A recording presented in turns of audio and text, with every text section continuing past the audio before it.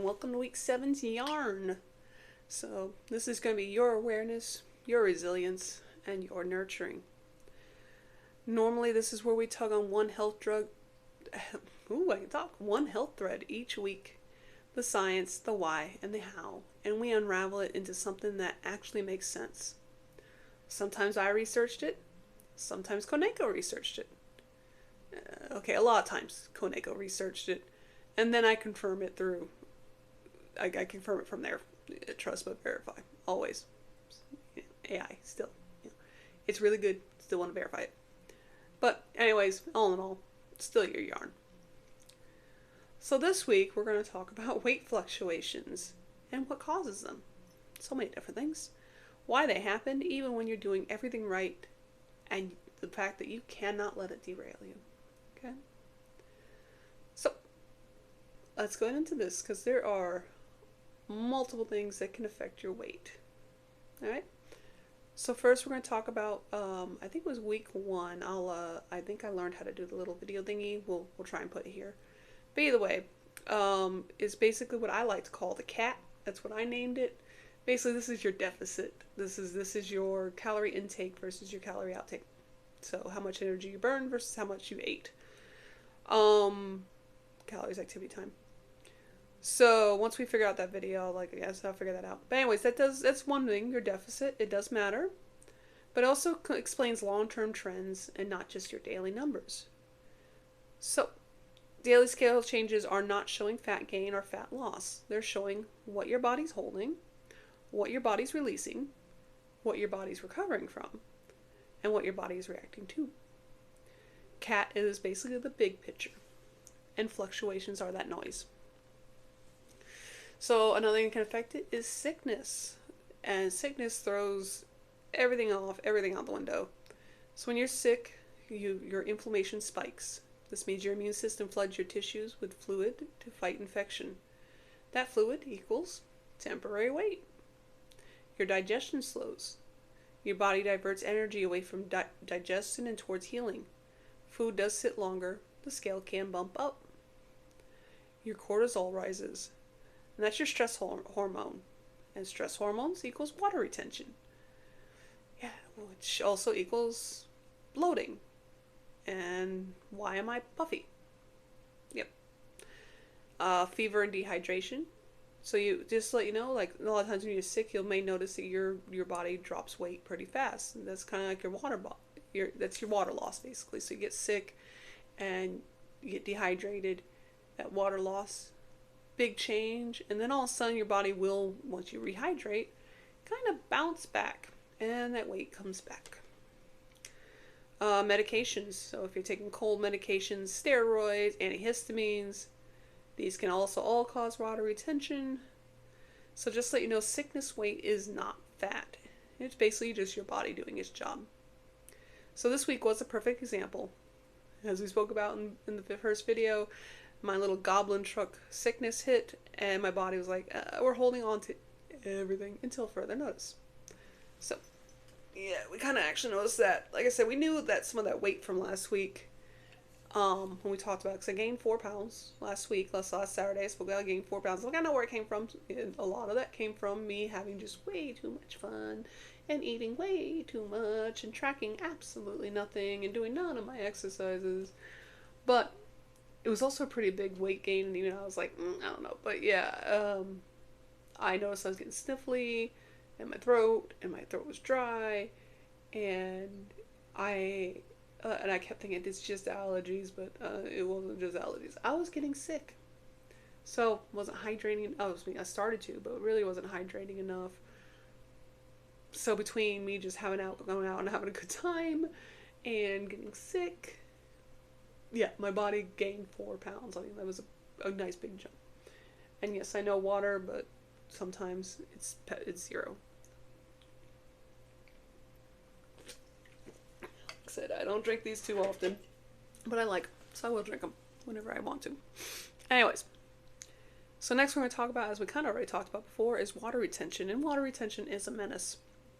Water weight is the number one reason that the scale will jump around. So here's why. So salt. one of my favorite things I like to add to food, which is, yeah, whatever. So your body does hold water to dilute the sodium levels. So one salty meal can actually add 2 to 5 pounds overnight. Stress, as we spoke about your cortisol, it tells your body to hold everything. So your tissues literally sponge up water. Your sleep, the thing that I'm really bad at. So poor sleep equals that higher cortisol we talked about before, and that equals high water retention. Hormones. These can, yeah, we all know about that. That can definitely just bounce you around. It shifts fluid balance, basically. Soreness and exercise. So yes, actually you can gain. I exercised today. I did this. I had leg day.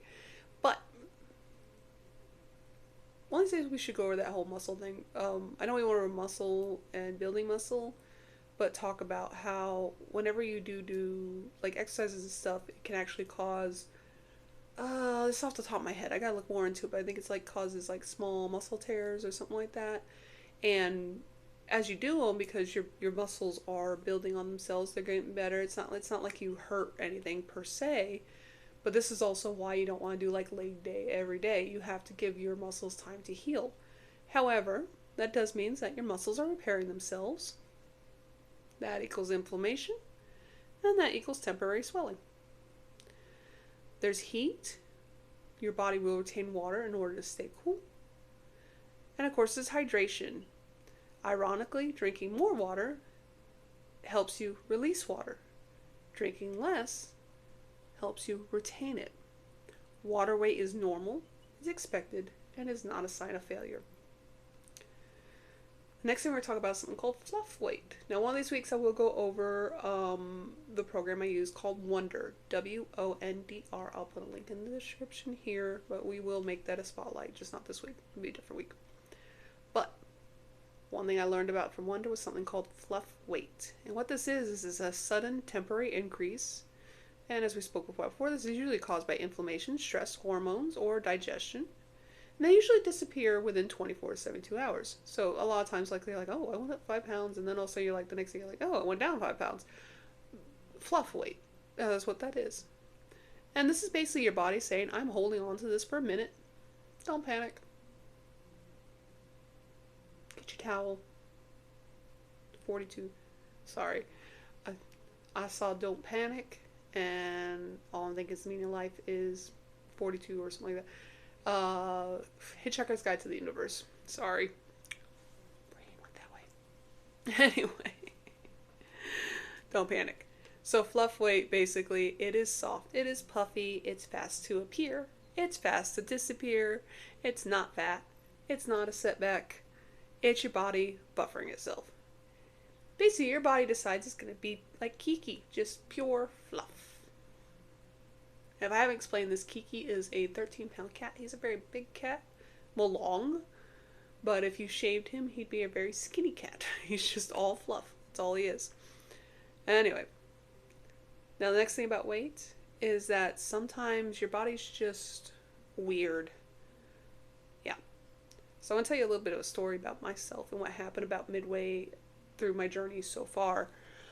So I was going down, and I'm at this point, I was losing about 10 pounds a month. Roundabout. I mean, it's been 12 months. It's not like I lost 120 pounds. I've lost maybe 60. But, at this point, though, I was doing, like, a steady, like, pretty good, which a lot of times will happen in the very beginning, because, again, you're losing that water retention, and da-da-da. There's a lot going on when you first start, but doing good.